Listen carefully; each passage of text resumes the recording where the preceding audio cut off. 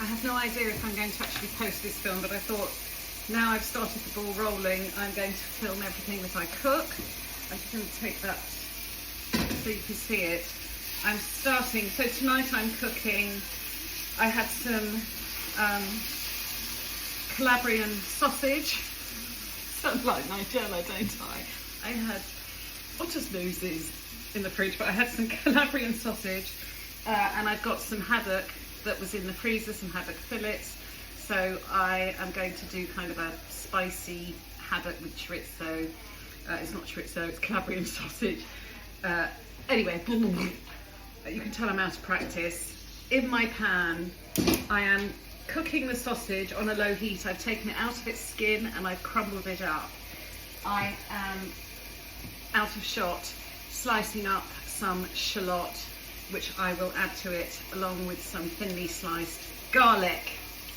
The other thing I've done is the haddock that I've defrosted. I always use these sort of clean J-cloths too, because when it's frozen, it's full of water. So I do like to put it on one of these cloths to absorb a lot of the water. Also, about 15 minutes before cooking, I have sprinkled it with salt on both sides. And I don't know if you can see, I've also put some lemon zest. Salting it about 10 or 15 minutes before you cook it, as well as adding flavour to the fish, helps hold the meat together, so it's less likely to fall apart when you're cooking it. Top tip. I like my cooking videos to share cooking insights rather than exact recipes. So this Calabrian sausage I've never cooked with before, and tasting is really important. So I have just tasted a little bit, and actually it is lovely and it's got a lot of heat. But whilst cooking it, it's unlike a chorizo, which releases a lot of oil. This does not release a huge amount of oil. So I'm now going to add a splash of olive oil. It does smell lovely. I've got some shallots, banana shallots, which I'm going to put in. And I know I talk about this all the time. I've got my truffle slicer and the garlic clove. This will really thinly slice the garlic clove. I've got the heat on low now because I don't want the garlic to burn and I don't really want the onions to burn. And I'm just going to pop that in. I'm still thinking about what I'm going to cook.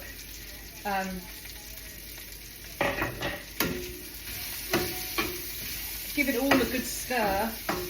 If you're using a non-stick pan, my new favourite implement, because I do use a lot of these silicone spatulas, but Lakeland, sorry to promote somebody, I'm not being paid, I promise, nobody even knows who I am, but these are Pruli scrapers. They're fantastic. They come in a pack of 2. Well, actually I bought these 18 months ago, so I don't know if they still sell them, but if they do still sell them, they come in a pack of 2 and they are wonderful for pans that aren't non-stick. I swear by my iron pan. It's the only pan I brought with me. I cook everything in it. It's incredible heat transference. I don't really like non-stick because it's so wasteful, because you lose the non-stickiness and then you have to buy another pan, and I can't stand that. I find it really upsetting. Okay, I'm just going to cook that for 4 or 5 minutes until it's nice and soft. Ooh. At this point, preheat your oven to 180 degrees. I'm no longer cooking for a family and friends, so a couple of tips. Don't scrimp on your tomatoes. I always buy muti, I don't know how to pronounce it. I also no longer buy chopped tomatoes. I much prefer to buy these lovely whole plum tomatoes. I just squeeze it through my hands. I would say if you're cooking for 4, you can use the whole tin. I'm going to use about half the tin, and I'm going to save the rest for something else tomorrow. I love this. I am not afraid to get my hands dirty.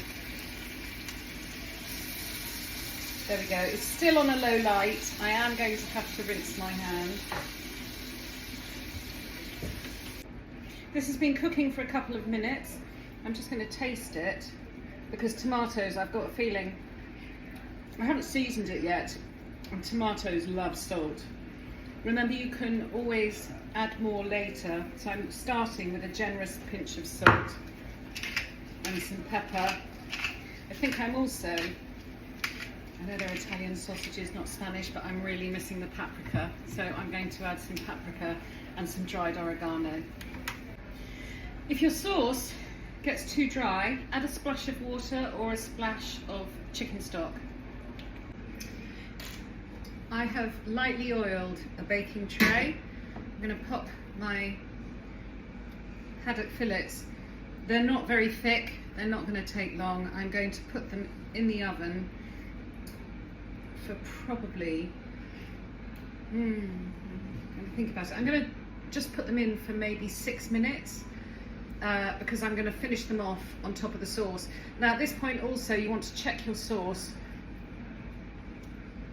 And if you want some more heat, which I always do, I'm going to add a few little sprinkles of dried chili flakes. The other things that are going to go in the sauce just towards the end, before the fish goes on to warm through, are, I've got some pinto beans. Again, I'm not going to use the whole tin because I am not cooking for lots of people. I will just add enough beans that I want to eat. You could at that point stir through rocket, you could stir through spinach. I don't have either of those in my fridge. I've got some, what's it called? It's cabbage, it's Savoy cabbage. So finely shredded Savoy cabbage, all of which, while this is in the oven, I'm going to actually stir because it's Savoy cabbage. If you're using the spinach or rocket, you would just fold that through at the end because it really doesn't need to cook, it just needs to wilt a bit.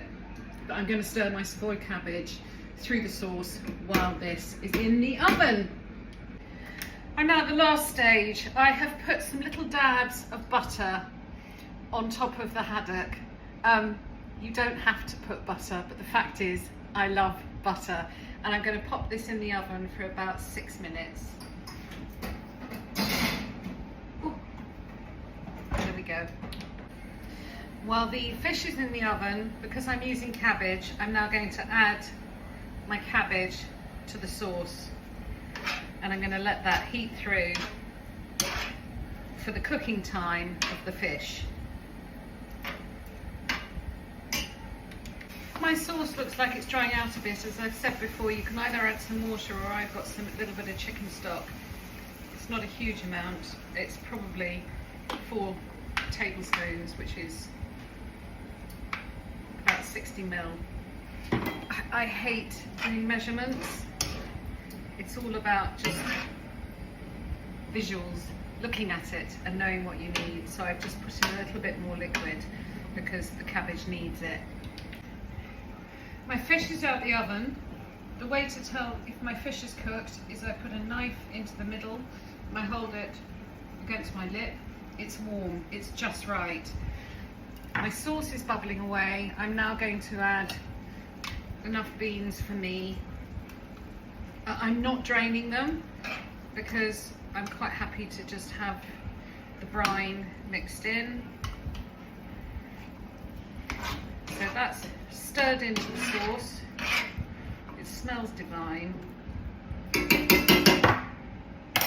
I'm now going to, bear with.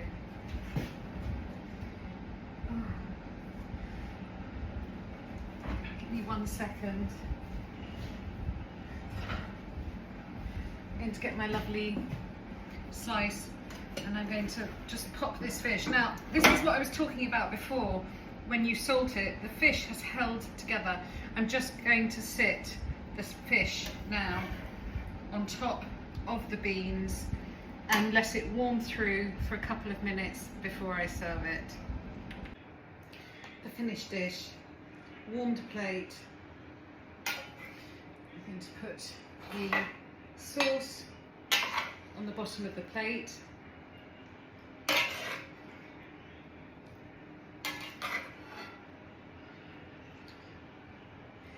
Next, this lovely fish. Oops. Okay, it has fallen apart now, and my lighting's really off. The fish will sit on top. I've got some, actually no, before the parsley. You can either finish it with some extra virgin olive oil, or I'm going to finish it with a little bit of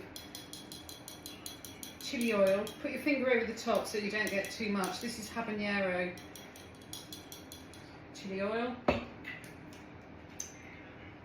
from Yellow. I don't know if you can see that. And then a tiny little sprinkle of parsley and, oh gosh, that's hot, some pepper. And there we are,